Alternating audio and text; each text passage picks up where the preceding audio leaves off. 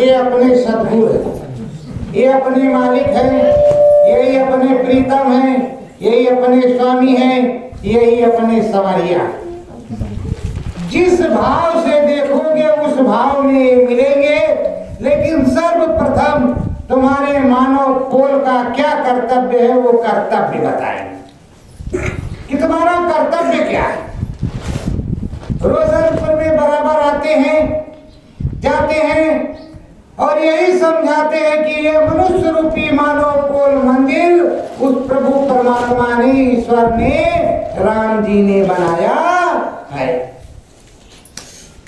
और इसमें राम जी की बैठक है, गुरु जी की बैठक है। जिन्होंने तो सवार संत सदगुरु, मेरे सदगुरु, मेरे गुरु महाराज से नामदान ले लिया, उनके अंदर तो गुरु महाराज विराजमान हो गए उसी दिन। जिन्होंने नहीं लिया तो यहाँ नाम लेते हैं, जब बोलते हैं तब आकर के वो बैठ जाते हैं। ऐसा थोड़े है। हरि अनंत हरि कथा अनंता, शब्द रूप व्यापक भगवंता। उस भगवान के हजारों लाखों नाम, तो उस हजारों लाखों नाम में सतगुरु जय गुरुदेव भी नाम है। अबे सतगुरु जय गुरुदेव हम क्यों बोलते हैं? इसका एक रहस्य ये है कि समय जय गुरुदेव नाम बोलने वालों की कमी नहीं है कि वहां से आ रहे, यहाँ से आ रहे, उधर से आ रहे, इधर से आ रहे, तो लोग पूछने लगते भैया कहाँ वाले हो? तो मथुरा के परम संत बाबा जय गुरुदेव जी महाराज के शिष्य हैं। और क्या बताओ कि हम कहाँ वाले हैं? कैसी सदी है पाल की दादा गुरु के लाल की। हमने तो कभी ये सब देखा नहीं। हमने तो अपने समरथ संत सदगुरु को देखा, जिससे भेद पाया, नमक रोटी खाया, भंडारे में सेवा की और जाकर के वहां सेवा किया, दर्शन किया, जो गुरु आदेश हुआ उसका पालन किया। तब गुरु महाराज से अंदर में बैठ करके प्रार्थना किया, बहुत रोए, प्रार्थना किया। यहाँ लोगों को मच्छर काटने लगे तो तुरंत उठकर भाग जाएंगे। उस समय मेरे गांव में जाकर के पूछ लेना कि वो तालाब था जहां हम भजन करते, तालाब के किनारे बैठ गए। मालिक से पूछा, हे मालिक आप कैसे पुकारे? जय गुरुदेव तो सभी लोग पुकारते, जय श्री राम तो सभी कहते हैं, कहते सुतदारा और स्त्री पाछू के घर हो। अब कैसे काम बनेगा? तो कहा बच्चों सदगुरु लगा लो, मैं तो तुम्हारा सदगुरु हूँ, मैं मीरा का भी सदगुरु हूँ, तुम्हारा भी सदगुरु हूँ, सबका सदगुरु हूँ। और बिना सदगुरु के किसी को भेद प्राप्त नहीं होता। गुरु तब तक रहता है जब तक वो नामदान नहीं देता, भेद नहीं बताता, समझाता नहीं, तब तक वो गुरु रहता है।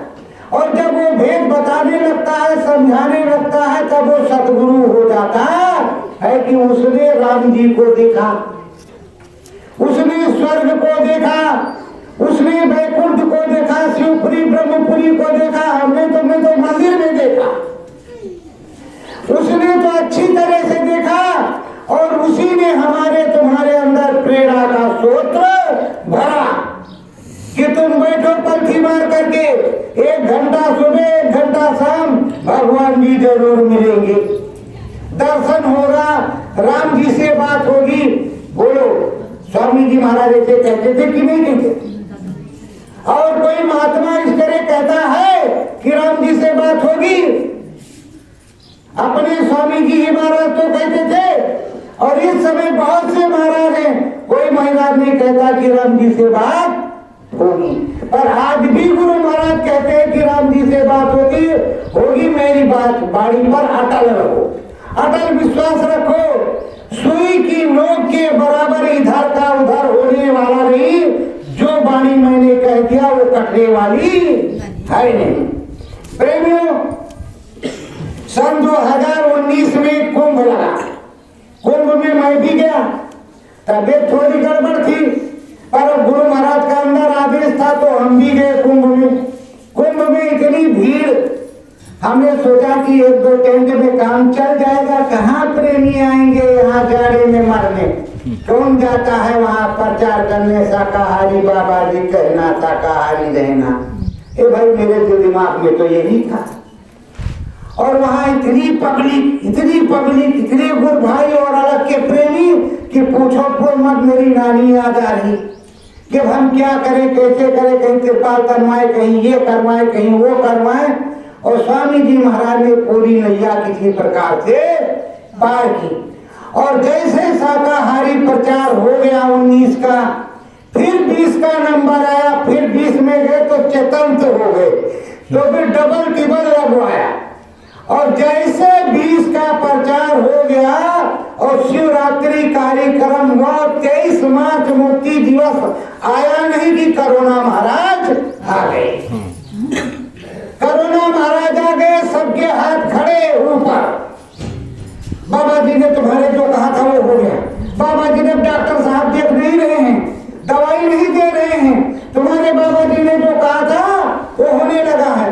तो बाबा जी ने तो जो कहा था भी 1 पैसा भी नहीं हुआ।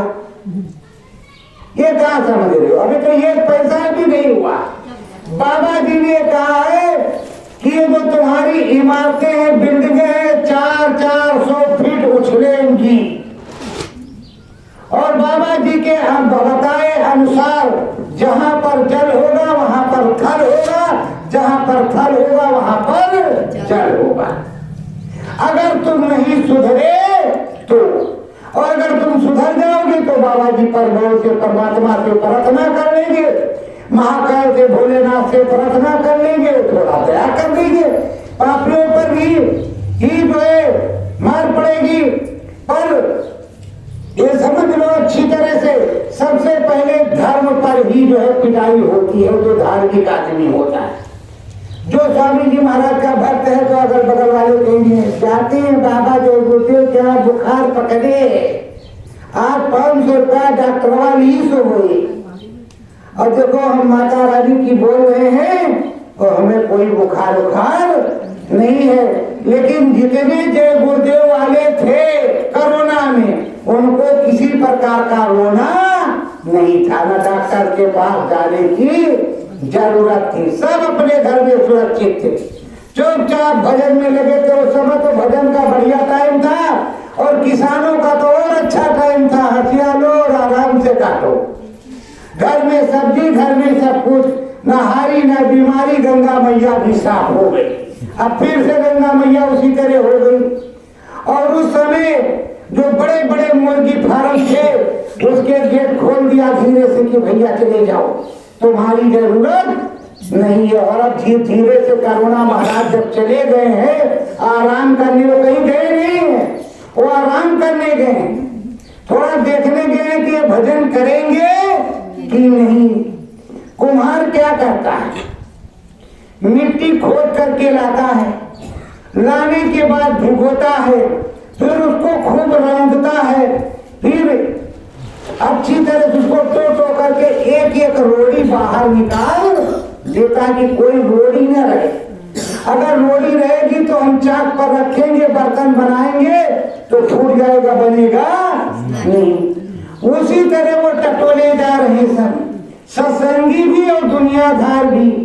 और उसके बाद में जब कुम्हार घड़ा बना करके तैयार करता है तो उसको कितना कष्ट होता है। पहले खुदाई हुई, फिर कुटाई हुई, पानी पड़ा, गुड़ाई हुई, फिर रगड़ाई हुई, फिर चाक के ऊपर बेचारा फिर दे फटाफट पीट पाट करके उसको दुरुस्त किया। और दुरुस्त किया तो लाल लाल अंगारे के अंदर डाल दिया। जब पक करके तैयार हो गया तो अब बाजार में गया है, कितने का बिकेगा? 30 रुपए का, 50 रुपए का, 200 रुपए का, 300 रुपए का, ऐसे बिकेगा तो है ही। पर बिकेगा कब? जब उसको ठोकेंगे से टन टन बजा करके बज रहा है कि नहीं बज रहा, वो भी अपने नसीब को सोच रहा है कि इतनी पिटाई हमारी हुई है राम, क्या हम इसीलिए बने थे कि पहले खुदाई हुई, फिर रगड़ाई हुई, फिर रौंदाई हुई, फिर एक एक चीजों को ढूंढा गया, फिर बनाया, फिर हमारी खूब पिटाई हुई, उसके बाद लाल लाल अंगारे में खूब भुजाई हुई। अब भी टन टन ये बजा रहे हैं, देख रहे हैं कि पक्का हुआ कि नहीं हुआ। अब बताओ कि उसकी ये हालत है और आप ही बजा करके देख रहे हो। और ये मनुष्य रूपी मानव पोल जो मंदिर है, घट है, ये जो घट है, घट इसको भगवान जी ने बनाया, तो बताओ वो देखेगा बजा करके कि नहीं देखेगा? तो जब इसके अंदर गंगा जल तुम भरोगे, उस घड़े के अंदर संत महात्मा पंच परमेश्वर पिएंगे, तो घड़ा भी धन्य भाग हो जाएगा कि प्रभु बड़ी दया हो गई, कम से कम गंगा जल हमारे अंदर आया, हम पवित्र हो गए। और इसी के अंदर अगर दारू और शराब और कूड़ा डालोगे तो कहेगा ये प्रभु कहाँ आकर के फंस गए। तो आपको सोचना पड़ेगा कि उसको जो कुम्हार ने बनाया तो उसके अंदर गंगा जल आया, और गंगा जल आया, साधु संतों ने पिया, तो उसके धन्य भाग हुए। और इस घड़े को, ये जो बैठे हुए घड़े हैं, इसको राम जी ने बनाया है। और इसमें गंगा जल के अलावा अगर दारू शराब अंडा मांस मछली डालते हो तो बताओ ये क्या होगा। और उसके उस घड़े को क्या कहते हैं कि गंगा जल में अगर लड़की लगा करके नीचे उतार दिया जाए कमंडल में, तो साधु पानी नहीं पिएगा। क्यों नहीं पिएगा? कि उसी लड़की लगा करके शराब निकलती है, इसलिए वो पानी नहीं पिएगा। अब बताओ, आपका बर्तन जब गड़बड़ हो जाएगा तो कौन पानी पिएगा? आप पिला तो देंगे, पी लेगा, चला जाएगा, और वो भगवान देख रहा है। जिस दिन नंबर आएगा तो उसी तरह तुम्हारी रौंदाई करेगा। पहले रौंद देगा, फिर उसके बाद में एक एक कंकड़ जो है निकालेगा। ये तो समर्थ संत गुरु है जो धीरे धीरे रौंदते अपने बर्तन को, अपने घड़े को धीरे धीरे रौंदते हैं और पका देते हैं। और एक बार जब टन टन टन टन बोल गया तो वो बोलता ही रहता है, कभी उसको टूटना फूटना नहीं होता। उसमें जब शब्द उतर आया अंदर में, घट के अंदर, और जब घंट घड़ियाल बजने लगा तो किसी को जरूरत नहीं है कि वो रोक दे, वो बजते रहेगा, वो मीरा की तरह मगन हो जाएगा। तो प्रेमियों, ये सदगुरु हैं। सदगुरु के दरबार में जो जो गया उसकी झोली भर गई, और जो सदगुरु के दरबार में नहीं जाता उसकी झोली नहीं भरती। अब प्रेमियों, पुरानी कथा है। समरस संत रविदास साहब थे। समरस संत रविदास साहब थे काशी में। यही रविदास, यही पलटूदास, यही जय गुरुदेव, यही राधा स्वामी, यही कबीर। अब किसको बताएं? वो थे वहां। तो एक दिन नारद मुनि ने सोचा चलो परीक्षा किया जाए कि क्या खरीदते हैं। तो राधा रानी की मूर्ति, कृष्ण भगवान की मूर्ति, राम जी की मूर्ति, इनकी मूर्ति, उनकी मूर्ति लेके गए और वो आसन लगा करके बैठ गए। भाई ये मूर्ति से इतने की है, इतने की। अब रविदास जी भी इधर से पहुंचे और एक लड़की भी उधर से पहुंची। राम जी की मूर्ति समझा कि एक है, तो कह रहे हमें दे दो। वो कह रहे नहीं हमें दे दो। तो कह रहे भाई देखो, ठहर जाओ, जिसको ज्यादा प्यास लगी हो उसको पहले पानी पिलाते हैं। तो कहा हम देंगे। तो कहा एक काम करो महाराज जी, ये मूर्ति इन्हीं देवी जी को दे दो। तो कहा पैसा हम आपको दे। पैसा दे दिया, पैसा दे दिया रविदास जी ने। वो चली गई। वो जब चली गई तो नारद मुनि ने एक राम जी की मूर्ति रविदास जी को निकाल के दिया। कहा भाई ये कैसे? कहा इसका कोई दाम नहीं, तुम ले जाए, तुम्हारी श्रद्धा है, तुम्हारा भाव है। तो भाव में उनको वो चीज मिली। आप सोच रहे हो कि खरीद करके लेंगे, तो खरीदने से कहीं भगवान मिलता उलता है नहीं। भगवान तुम्हारे पास है, प्रभु तुम्हारे पास है, ईश्वर तुम्हारे पास है, पर तुम ईश्वर को प्राप्त करना नहीं चाहते। फिर क्या हुआ? वो मूर्ति और देख रही लड़की के भी मूर्ति लेकर के गए। और उस लड़की को मालूम था कि बड़े सज्जन, बड़े सभ्य आदमी है, और उसकी माता की और रविदास जी की माता की बड़ी दोस्ती थी और एक ही बिरादरी की थी। तो लड़की फिर आई दूसरे दिन। कहा वो हमारे राम जी को दीजिए जो तुम ला करके अपने घर में रखे हो। तो कहा भाई ये राम जी को तो मैंने दे दिया। कहा ना, ये राम जी को हमारे लेकर के आए, रखे हुए हैं, हमारे राम जी रोज इनके घर में चले आते हैं। तो गए। कहा भाई ठहर जा, परेशान मत हो, मैं राम जी को ला करके वो राम जी भी दे देता। दे दिया राम जी को ला करके, जो अपने यहाँ मंदिर में रखे हुए थे।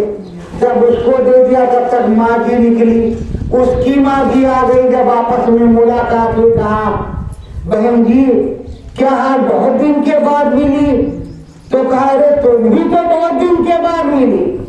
तो कहा ये तो कौन है, कहा ये हमारी बेटी। कहीं ये कौन है, कहीं हमारा बेटा। कहने तो दोनों झगड़ा कर रहे थे राम जी के लिए। तो कहा एक काम करो, झगड़ा ना हो, दोनों के बीच में राम जी रह जाए। दोनों लोगों की शादी हो गई। अब शादी हो गई तो प्रेम से वो रहने लगी। आजकल की बहुएं क्या करती हैं उसको आप लोग अच्छी तरह से जानती हूँ। वो जब आई तो चक्की पीसने लगी। तो कहा बहू अभी चक्की मत पीसना। तो कहा क्यों, कहे गाँव वाले कहेंगे कि बहू आई तुरंत चक्की सास पिसवाने लगी। कहा देखो तुम हमारी सास नहीं हो, तुम हमारी अम्मा हो, माँ हो। माँ को हम काम करने नहीं देंगे, हम चक्की पीसेंगे। और आजकल तो ये बुढ़ा ये लड़का पकड़ो किसी चक्की आए नहीं। तो ये जमाना है। उस जमाने में उन्होंने चक्की पीसा और अपने पति का साथ दिया। गाजीपुर के महाराज ने जो है गंगा जी को चढ़ावा भेजा। वो गंगा जी को रोज हमेशा हर साल चढ़ावा भेजते थे। तो उन्होंने गंगा जी को चढ़ावा भेजा, रुपया पैसा फल फूल सब कुछ। तो पुरोहित जी लेकर के चले। पुरोहित जी जब लेकर के चले तो आए काशी। काशी में दर्शन किया और उनकी जूती आ गई टूट। जब जूती टूट गई तो रविदास जी तो जूती गाड़ते ही थे। मन चंगा तो कठौती में गंगा। तो जूती गाड़ते थे तो उनके पास ले गए और निकाल दिया। उन्होंने जूती गांठ दिया। कहा महाराज ये आपकी जूती। तो कहा कितने पैसे में, कहा जो महाराज आपकी इच्छा हो। तो एक दमड़ी दिया, निकाल कर ऐसे एक दमड़ी दे दिया। जब दमड़ी दे दिया तो कहा कि हम चल रहे हैं। तो कहा महाराज जी कहाँ जा रहे हो, कहाँ जा रहे हैं, त्रिवेणी संगम। त्रिवेणी संगम में जाएंगे। गाजीपुर के महाराज ने कहा गंगा मैया को ये अर्पण करेंगे ये सब। तो कहा हे महाराज जी हमारी भी विनती सुन लो। तो कहा बताओ, कहा ये जो ये दमड़ी है मेरी भी लेते जाओ। तो कहा ठहर जाओ।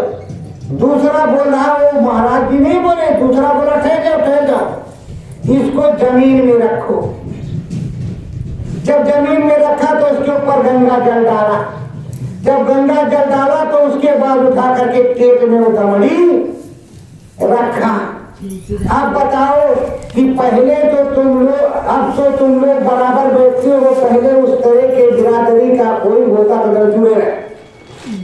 इनके अंदर भगवान नहीं होगा, छू ले तो भगवानों जो है अपवित्र हो जाएगा।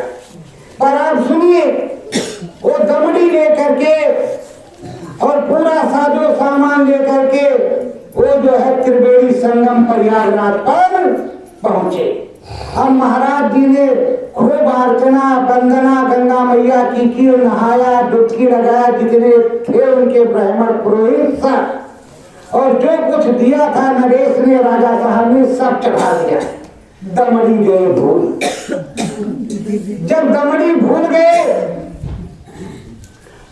तो उधर से लौटने का समय हुआ तब उनको दिखाई नहीं पड़ रहा।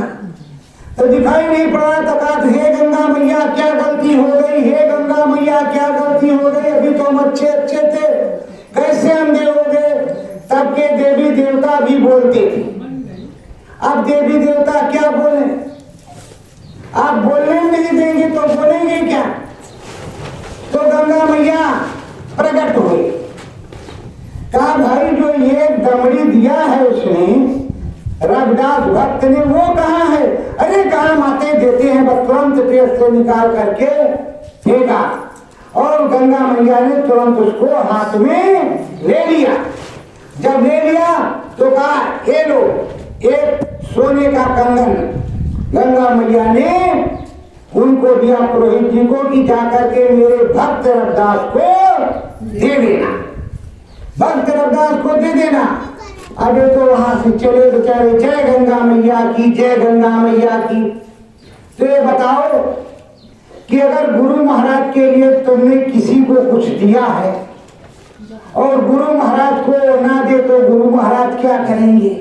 या और वाले जो महाराज हैं, चाहे जो महाराज हो, शंकर भगवान हो, राम जी हो, कृष्ण भगवान हो, माता रानी हो, अगर वो चोरी कर लेता या नहीं देता तो फिर हाल क्या होगा? वहां तो ये हाल हुआ, इधर क्या होगा? क्या जमाना बदल गया है? बोलो बदल गया है। तो फिर वो वापस गए और कंगन भी लेकर के गए। काशी दर्शन किया, भूल गए रविदास जी को कंगन देना। कंगन देना भूल गए। वहां पहुंचे और जब सब प्रसाद वहां देने लगे नरेश को, तो रानी थी तो इनके हाथ में कंगन, तो कहा ये कंगन तो बहुत बढ़िया है। तो कहा इसको तो गंगा मैया ने दिया। तो कहा लाओ तो मेरे लिए प्रसाद है। कहा नहीं, रुक जाओ रानी जी, ये तुम्हारा नहीं है, इसको भक्त रविदास जी को गंगा मैया ने दिया है कि ले जा करके काशी में दे देना, हमसे भूल हो गई जो हम यहाँ लेकर के आ गए। तो कहा भाई ये कितना बड़ा भक्त है, हमने तो हीरा मोती और सब कुछ दिया गंगा मैया को चढ़ाने को और हमको तो कुछ नहीं दिया। वो कितना बड़ा भक्त है जो उसने उसके लिए गंगा मैया ने कंगन दिया। अब आपको सोचना, कंगन दिया तो राजा भी रानी भी सब चल पड़े कि चलो दर्शन करके आते हैं। अब काशी में जब चर्चा हुई तो वहां के बड़े बड़े पंडित और विद्वान, महाराज जी आ रहे हैं, महाराज जी आ रहे हैं, जल्दी सजाओ और अच्छा दक्षिणा मिलेगा। जब वहां पता चला कि वो महाराज जी तुम्हारे यहाँ नहीं आ रहे, रविदास जी के यहाँ आ रहे, तो कहा रे राम राम, तो शूद्र है, भक्त हो जाएगा। तो वो तो गए, वहां पहुंचे, कहा भाई हम इनसे मिलने आए हैं, ज्ञान इनसे लेंगे। तो कहा ज्ञान तो इनसे आप लोगे, पर ये पहले ये सिद्ध करके दिखावे कि गंगा मैया अगर इनको कंगन इनको दिया है तो कठौती में से फिर से एक कंगन निकाले और गंगा मैया इसमें प्रकट हो। तो रविदास भक्त ने हाथ जोड़ा राजा के सामने कि हे महाराज कंगन आप ले जाओ, हमको कंगन की जरूरत नहीं है, हमको लालच नहीं, गंगा मैया का आशीर्वाद बना रहे तो बहुत अच्छी बात है। कहा ना ना, अब वो पंडित सब कह रहे कि गंगा मैया को प्रकट करे, दूसरा कंगन निकाले इसमें से। ये तो रोज कहते मन चंगा तो कठौती में गंगा। अब रविदास भक्त ने एक पैर पर खड़े होकर के, यही स्वामी जी महाराज यही बदल बदल करके आते रहते हैं, इसी तरह के उन्होंने बदल वहां खड़े होकर के और गंगा मैया की प्रार्थना की और गंगा मैया उसमें प्रकट हो गई। अब धारा निकलने लगी, पंडित लगे भगे। अब कौन की राजा है, अभी पकड़ करके अंदर बंद कर देगा तो बुराई हाल होगी, और दूसरा कंगन भी उसमें से निकल आया। अब भक्त रविदास की जय, काशी में भक्त रविदास की जय, भक्त रविदास की जय, भगवान की जय, सब भूल गए। जैसे आप मथुरा चलते थे तो वृंदावन, नंदगांव, गोकुल, गोरखाना भूल जाते थे, जाते थे देखने लेकिन भूल जाते थे। पहले हमारे सदगुरु की जय, हमारे बाबा की जय होती थी और सत्संग सुनते थे, उसके बाद कहीं जाते थे। देखो अगर बैठ जाओ वहां धूप ना हो वहां तब जाते थे। तो प्रेमियों फिर क्या किया रविदास जी ने, वो दोनों कंगन अपनी स्त्री को नहीं दिया, अपनी माँ को नहीं दिया, उन्होंने महारानी को दिया। कहा हे महारानी तुम इसके लायक हो, तुम इसको ले जाओ। कहा हे महाराज आप दे तो रहे, कंगन के बदले कुछ और दे देते जिससे मुक्ति मोक्ष मिल जाता। तो मुक्ति मोक्ष का जब मार्ग मांगा तो उन्होंने मुक्ति मोक्ष का मार्ग भी बतला दिया। तो आप तो गए मथुरा शरण, कहा पचकल्याणी भैंसिया गुरु महाराज द्वारे थोड़ी चाहिए, नहीं बड़ी बेइज्जती हो जाए। गए और बांध करके चले आए।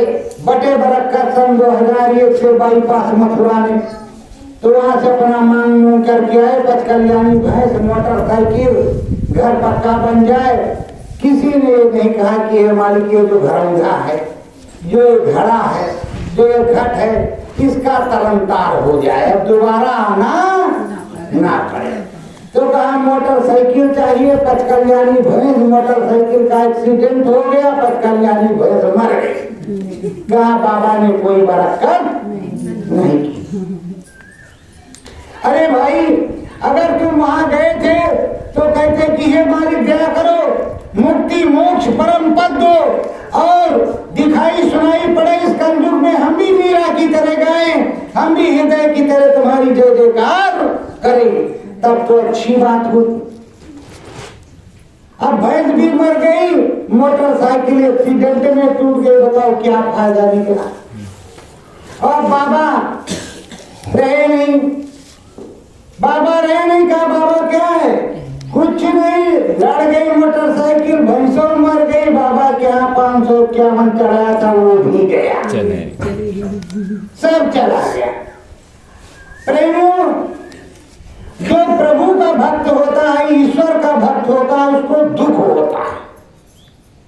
सुख तो कम होता है, दुख ज्यादा होता है। उसकी कहीं उंगली दर्द करेगी, कहीं ये परेशानी है, कहीं वो परेशानी, कहीं वो परेशानी, क्योंकि उसको मुक्ति पाना है। अभी 84 में घसीटना नहीं है, और जिसको घसीटना है उसको कुछ नहीं होगा, क्योंकि उसको नामदान मिला नहीं, उसको गुरु महाराज मिले नहीं, उसको राम जी मिले नहीं। जब राम जी जिसको मिल गए तो राम जी का इंतजार सेवरी ने कितने दिन किया, जवानी से बुढ़ापी तक, तब राम जी मिले। और आप सोच रहे हो कि अरे आए हैं भैया जी, अगर राम जी तुरंत मिल जाती है, गुरु महाराज के दर्शन फौरन हो जात तो बहुत अच्छी बात रही, तब तो चाहे 1051 मन की भैया जी को हम दे देते, लेकिन दर्शन हो जाता। अरे भाई, रुपए के बदले ना तो किसी का दर्शन हुआ है और ना ही होगा।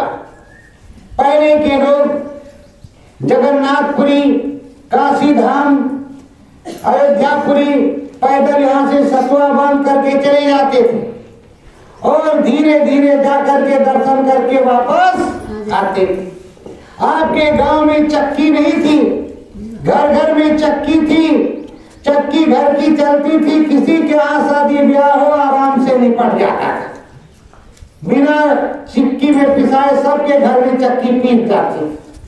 अब चक्की भी है, सब कुछ है, लेकिन ये माताएं बहनें कह रही डीजे आया कि नहीं आया। जब डीजे आया तो उधर लग गई। हलवाई भाई सोच रहे हैं कि थोड़ा नमक डाले कि ज्यादा डाले, तेल कौन वाला डाले, सब्जी कैसी है कैसी नहीं, बीड़ी पी रहे हैं, सब्जी भी चेक कर रहे हैं, देखने वाला कोई नहीं है। अब वो जो कुछ उसके अंदर पड़ा मटेरियल, पहले आप पीस पास करके अच्छे से बना करके रसोई में डालती थी, भगवान जी को भोग लगाती थी, वो पहले वही भोग लगा गए, बीड़ी पिया, भोग भी लगा लिया।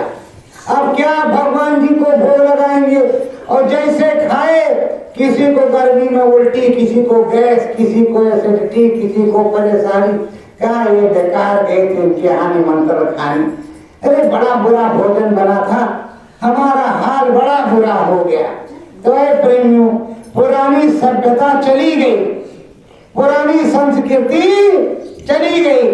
अब तो ऐसी संस्कृति आई है कि बड़े भाग्य से अपनी इज्जत बच जाए तो बहुत बड़ी बात है। तो प्रेमियों, यहाँ आए हो, गरीब हो या अमीर हो, छोटे हो या बड़े हो, सुबह और शाम भजन करो। ये मनुष्य रूपी मानव पोल मंदिर, ये जो तुमको किराए का मकान मिला हुआ है, ये कुछ दिन के लिए मिला, हमेशा नहीं रहेगा। ये कुछ दिन के लिए मिला है, तो जब कुछ दिन के लिए मिला है तो आपको सच्चे मन से भजन करना पड़ेगा। अगर मुक्ति मोक्ष परम पद प्राप्त करना है तो आए हो यहाँ पर तो तुम्हें राम जी ने भेजा है, मुट्ठी बांध करके आए थे, अब तो हाथ खुल गया है। उस मुट्ठी में क्या था वो तुमको संतों ने बतलाया। मुट्ठी में यही था कि हे प्रभु तुम दया कर दो, हम वहां जा करके दिनों रात तुम्हारा सुमिरन ध्यान भजन करेंगे। और यहाँ आने के बाद सुमिरन ध्यान भजन कौन कहे? सुबह उठे तो माताएं बहनों के मुंह से अरे 8 बज गया अभी उठिए नहीं। अब क्या करें, उठे कैसे? दहेज लिया तगड़ा, चाय खुद बना के ले जाए तो बहुरिया उठे और ज्यादा बोल दे तो 8 लाख लिया था, थाना नजदीक है। समझ में आई बात की नहीं? तब सासू अम्मा क्या करे? और तब कोई कुछ मांगता था नहीं। सब बड़े प्रेम और मोहब्बत के साथ रहते थे। तो प्रेमियों क्या है, अपनी पुरानी संस्कृति खत्म हो गई, विलुप्त होती जा रही। तो अगर प्रभु का भजन नहीं करोगे, उस ईश्वर का भजन नहीं करोगे, उस राम का भजन हरि का नहीं करोगे तो काम कैसे बनेगा? मनवा भज हरि जी का नाम, मनवा हरि भज का नाम, हरिहरण को निस दिन जाओ, हरिहरण को निस दिन जाओ, बन जाए तेरा काम, बन जाए तेरा काम, मनवा भज हरि का नाम, मनवा हरि भज का नाम, रंग महल ये हरि बनाया, रंग महल हरि बनाया, हरि का इसमें धाम, हरि घर में धाम, मनवा भज हरि का नाम, हम मनवा हरि को नाम, मन मंदिर में हरि विराजे, मन मंदिर में हरि विराजे, देखो आठों याम, हम देखो आठों याम, मनवा भज हरि का नाम, हम मनवा भजो हरि का नाम, नर्तन पायो बड़े भाग्य से, धन पायो बड़े भाग्य से, करो हरि का काम, हम करो हरि का काम, हरि का दर्शन हो घट बीचे, हरि का दर्शन हो घट बीचे, यही साचा काम, यही साचा काम, मनवा भज हरि का नाम, हम मनवा भजो हरि का नाम, रंग महल के 10 दरवाजे, रंग महल के 10 दरवाजे, एक ही घाट निशान, नए गए घाट निशान, मनवा भज हरि का नाम, हम मनवा भजो हरि का नाम, ये हरि जी बताते हैं, गुरु जी बताते हैं, स्वामी जी महाराज बताते हैं कि हरि का नाम भजोगे, प्रभु का नाम भजोगे, सदगुरु का नाम भजोगे तो किस तरह भजोगे? जब बैठोगे मन बुद्धि चित्त एकाग्र चित्त हो। ये नहीं कि बैठे सुमिरन ध्यान भजन में तो वही भैंसिया लगाना है, बाल्टी पानी लेना है, ये तो भजन होता नहीं। इसलिए भजन एक ही टाइम करो, कोई जरूरी नहीं कि आप 10 टाइम करो, लेकिन 24 घंटे आपको करना क्या है? गुरु महाराज ने कहा मेरे बताए हुए महामंत्र को 24 घंटे बोलते रहना। हनुमान जी क्या करते थे? सीताराम सीताराम सीताराम राम राम सीताराम सीताराम। ना कोई माला लिए ना कुछ नहीं, 24 घंटे उसमें लगन लगे। आप माला लिए तो कहा कि माला लिया है, अब चल रहे हैं, सुमिरन करेंगे, ध्यान करेंगे, गुरु जी का थोड़ा भजन करेंगे। अगर हनुमान जी की तरह वो तो महाभक्त हैं, भगवान हैं, फिर भी तुम भी भक्त हो, तो भक्त की भक्त मदद करता है, तो तुम भी अगर उसी तरह लग जाओ थोड़ा, सतगुरु जय गुरुदेव, जय गुरुदेव, सतगुरु जय गुरुदेव, मालिक जय गुरुदेव, प्रभु जय गुरुदेव, ये स्वामी जय गुरुदेव, सतगुरु जय गुरुदेव, सोते जागते बोलते रहो, काटते पीटते बोलते रहो, तो तुम्हारा काम जल्दी बन जाए। शाम को जब सोने लगो तो सतगुरु जय गुरुदेव, मालिक जय गुरुदेव, ये सतगुरु है।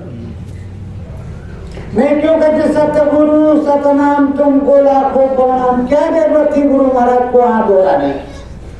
और मैं भी तुम्हारी तरह जय गुरुदेव बोलूं, और जय गुरुदेव तो बोलता हूँ, पर सतगुरु जय गुरुदेव बोलता हूँ। जय गुरुदेव तो बोलता हूँ, पर सतगुरु जय गुरुदेव बोलता हूँ कि हे मेरे सतगुरु जिससे नामदान मिला है तुम आओ। बाकी हमको किसी से कोई काम, अगर तुम अनामी महाप्रभु हो तो अनामी से आओ, सत्यनामी महाप्रभु तो सत्यनामी से आओ, राम महाप्रभु हो तो राम के यहाँ से आओ, जहाँ के हो तुम तहाँ से आओ। हम तुमको जानते हो, बाकी किसी को हम जानते मानते नहीं। और अगर हम गड़बड़ कर दें तो तरह तरह के नाम, चित्रकूट गए, कहा कामता नाथ की जय, है तो राम भगवान, कोई दूसरा तो है। गोदावरी पर गए, तो गोदावरी के अंदर तो कहा रामलला कीजिए। फिर आगे पहुंचे सती अनुसुईया आश्रम में, तो कहा दत्तात्रेय कीजिए। तीनों देवियों की, तीनों देवताओं की जय। तो ये बताओ कि हम इधर उधर करेंगे तो गड़बड़ हो जाएगा। अब एक रास्ते से यहाँ से बैठे, रोशनपुर से पाली पहुंच गए, और पाली बस में पहुंच जाएंगे तो रामा देवी आराम से बस उतारेंगे। अगर नौटंकी करेंगे तो इधर चलेंगे उधर चलेंगे तो तुमको कोई उतारने वाला है नहीं, तब तो तुम फंसोगे। तो वैसे सतगुरु है, सतगुरु का है अलग में। सतगुरु जो कहता है वो अलग कहता है, इधर वाला नहीं कहता। नहीं तो पंडित जी महाराज आते हैं, भागवत सुनाते हैं, वो भी तुमको बताते कि देवता पितर भुइया भवानी यह मार्ग 84 चलन की, करो जतन सखी साईं मिलन। तो क्यों कहा इसको? क्योंकि हम देवी जी की बुराई नहीं करते, भगवान देवता जी की बुराई नहीं करते, देवता जी की निंदा आलोचना नहीं करते। वो अपना धाम दे सकते हैं, मुक्ति नहीं दे सकते। वो अपना धाम दे सकते पर मुक्ति नहीं दे सकते। मुक्ति क्यों नहीं दे सकते? ये राम का राज्य है, यहाँ के राजा राम है। आप अच्छी तरह से जानते हो, नामदानी प्रेमियों या गैर नामदानी हो, तो प्रभु राम ऊपर एक बैठे हैं। आज अनाम निर्गुण निराकार श्री राम पुरुष, अनामी महाप्रभु राम प्रभु, उनका 24 घंटे भजन किया करते हैं। और इधर अपने भक्तों को देखा करते हैं, क्या कहते हैं? सहस कमल दल छिनने उतरे, त्रिकुटी लेत समारी, यह विनती गुरुदेव हमारी। वो वाले राम जिनको गुरु महाराज बताते हैं। और जो राज मुकुट लगा करके राजा बन करके बैठे हैं, वो राम हर मंदिर में, हर घट में, हर जगह जगह विराजमान।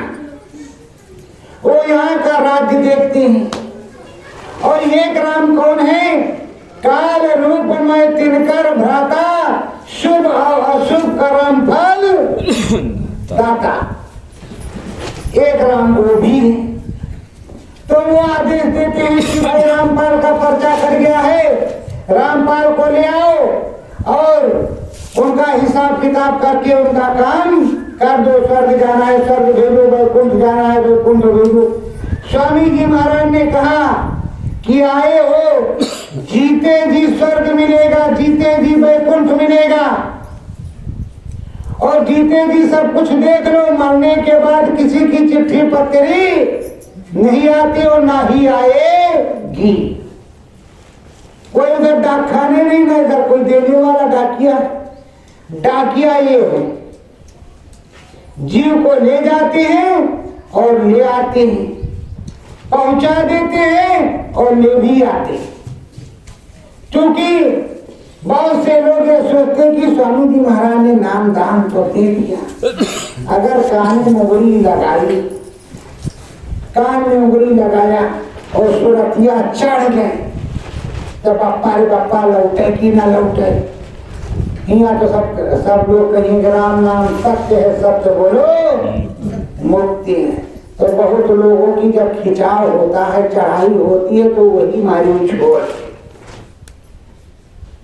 कि कहो राम नाम सत्य है, सत्य बोलो मुक्त है, तब तो बड़े बुरा हाल होगा। पर प्रेमियों ऐसा होता नहीं।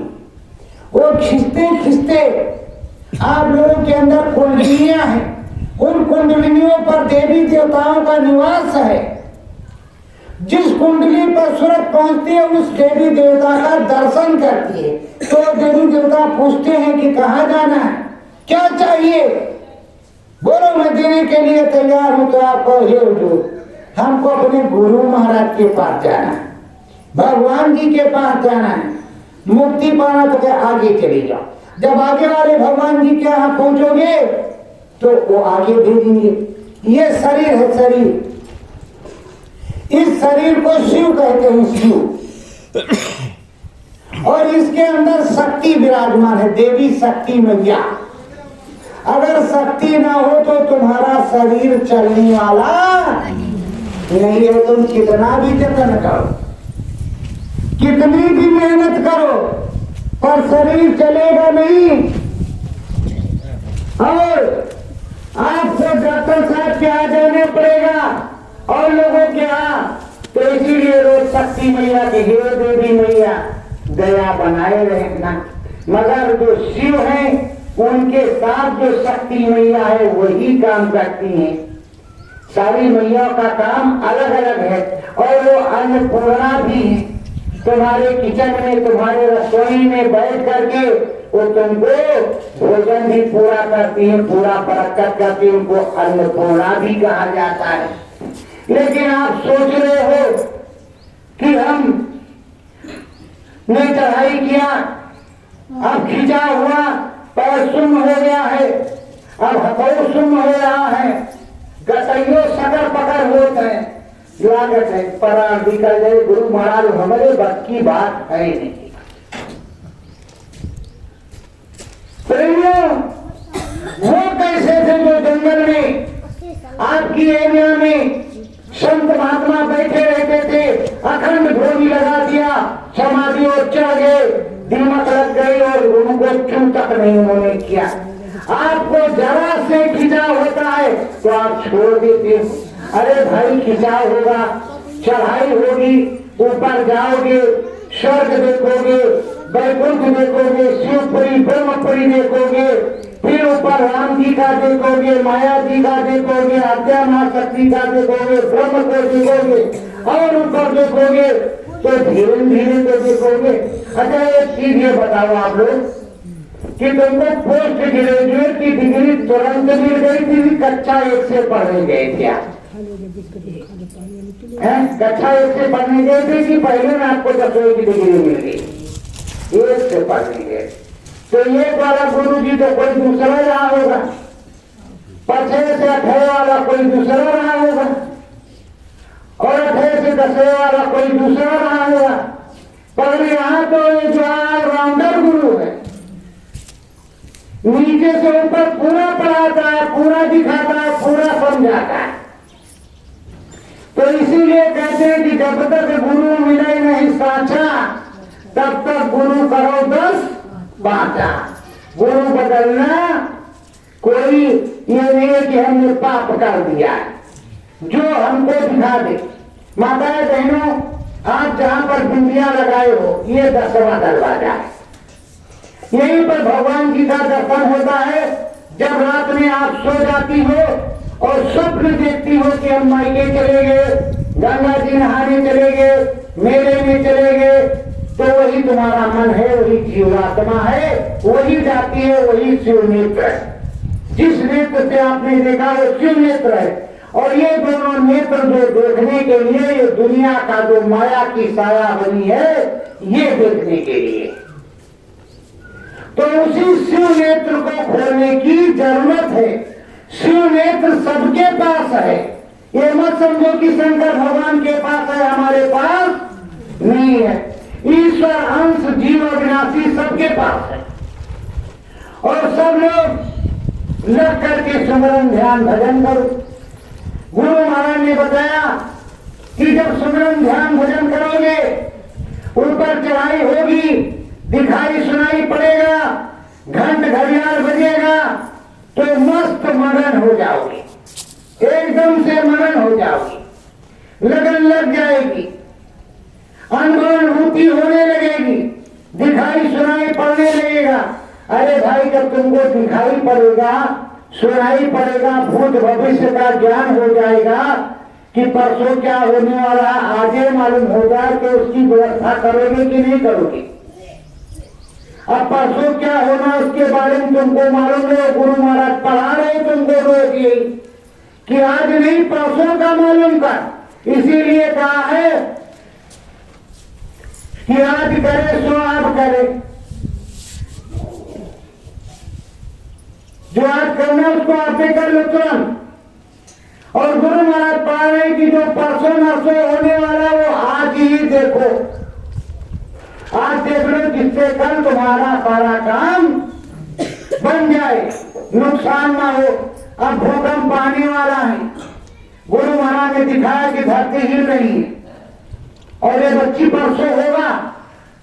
तो जब भजन कर रहे हो तो तुम्हें मालूम हो गया कि परसों हो गया, घर से सारा सामान निकाल के 9 बजे 11 बाहर बैठे, आने तो भूकंप गिर गए तो करेगा, और क्या होगा, मरेंगे तो नहीं।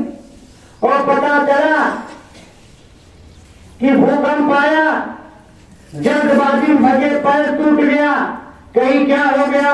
अभी कई कई विदेशों में भूकंप आया है, इतनी बड़ी बड़ी दरारें बन गई हैं कि जैसे नदी बन गई, इस तरह दरारें।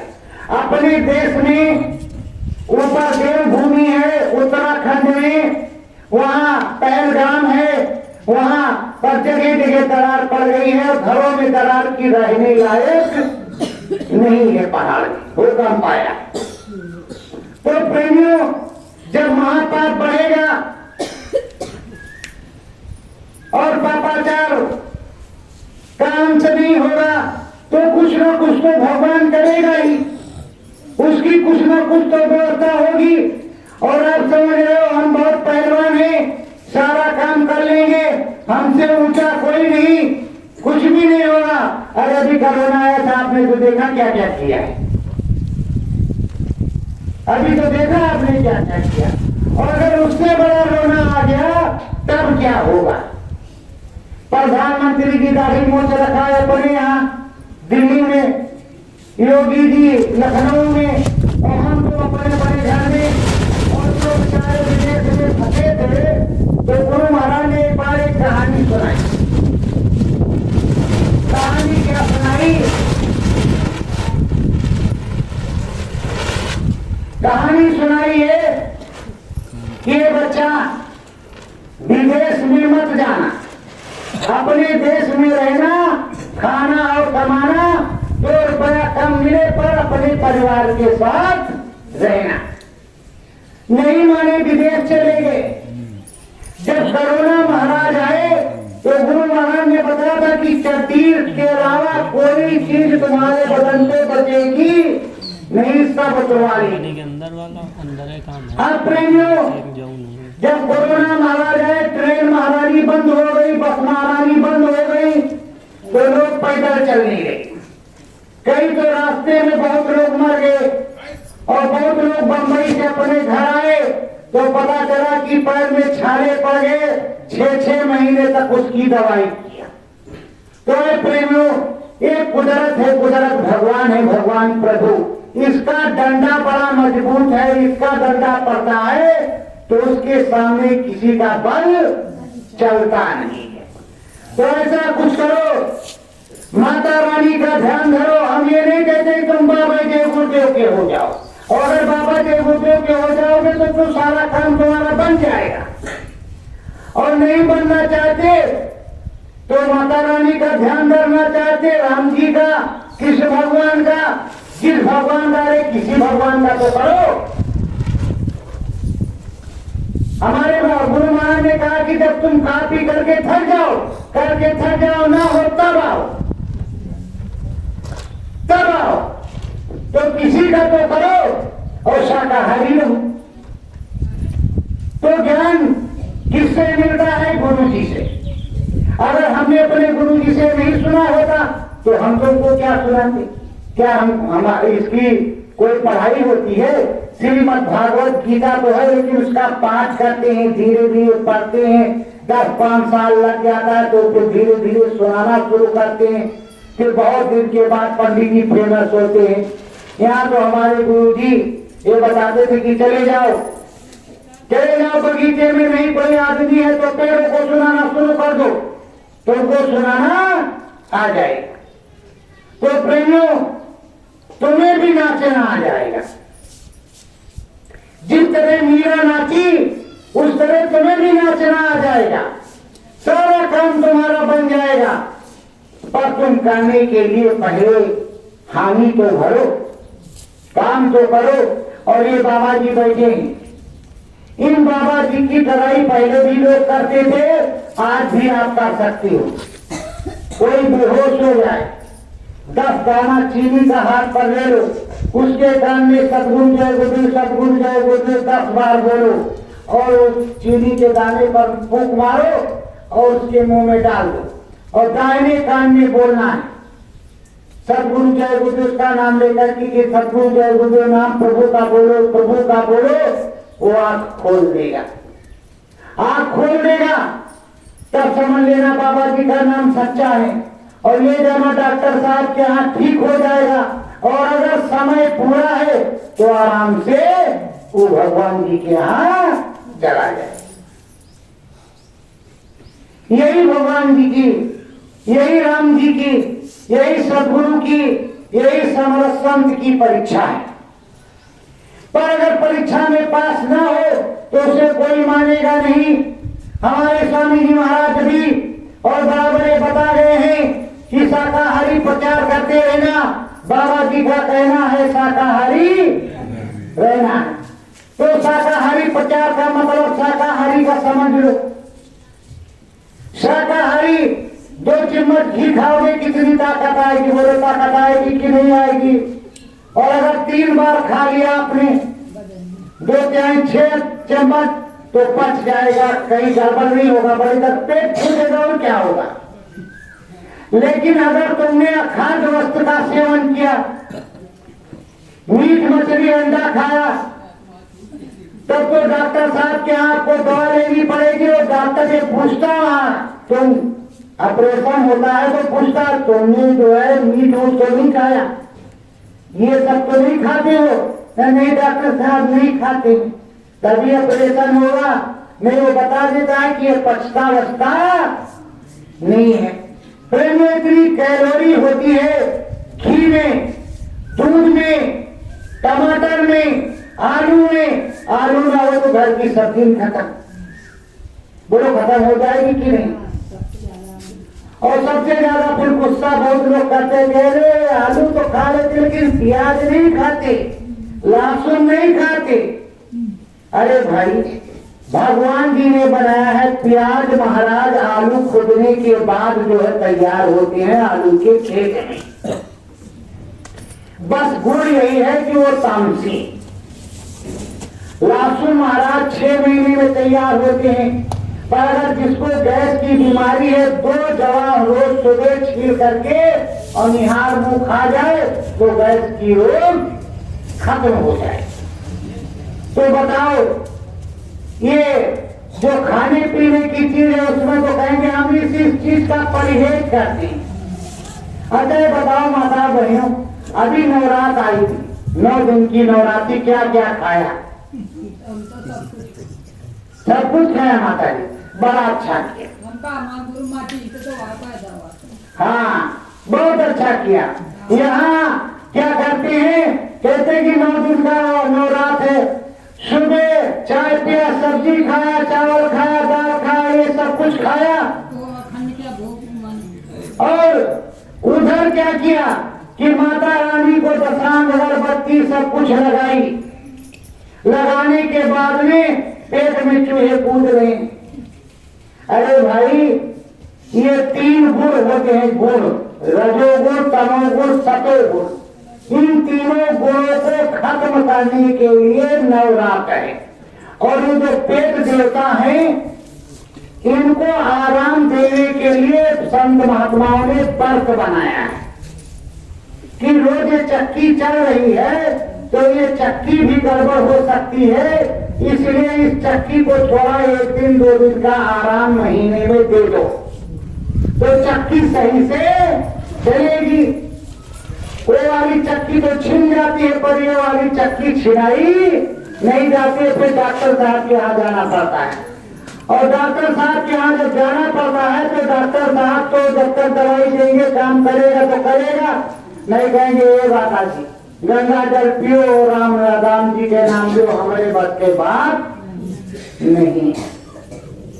तो राम जी ने जो कुछ बताया, राम जी ने जो कुछ बनाया, राम जी ने जो कुछ समझाया, उस राम जी के बताए हुए रास्ते पर चलना चाहिए। क्यों इधर उधर का काम किया जाए? पर ये मनुष्य रूपी मानव कोई 2 मंदिर तुमको मिला है, कहते बड़े भाग्य मानुष तन पावा, सूर दुर्लभ सतग्रंथन गावा। ये बड़े भाग्य से मानुष तन मिला हुआ है। तो ये जो मानुष जीवन मिला है, ये मानुष तन मिला है, तुमको भजन करने के लिए मिला है। ये नहीं है कि तुम अपना घर बनाओ, ये करो वो करो, यही सब करके रह जाओ और भजन ना करो। फिर जब तुम भजन नहीं करोगे तो तुम्हारी गठरी में, तुम्हारे पास, तुम्हारी गाठी में, तुम्हारे जेब में, तुम्हारे बटुए में दाम नहीं रहेगा। दाम किस लिए नहीं रहेगा? भव सागर की उतराई। जब अंतिम समय आएगा तो दाम नहीं होगा, और भजन ही दाम में जाता है। वो जो राम का भजन है, प्रभु का भजन है, ईश्वर का भजन है, वही दाम है, वही वह लगता है उतराई। तो केवट का काम तो फिर बन गया। इधर तुम्हारा काम कैसे बनेगा बिना संरक्षण सदगुरु के? तो भजन करो। जीवन ये बेकार है, भजन बिन दुनिया में। ये जीवन जो है बिल्कुल बेकार है जब तक तुम भजन नहीं करोगे। और भजन करने के लिए तुमको कोई बाध्य नहीं करता कि तुम 24 घंटे कान में उंगली लगाए बैठे रहो। उसके लिए सुबह और शाम में टाइम निकालो।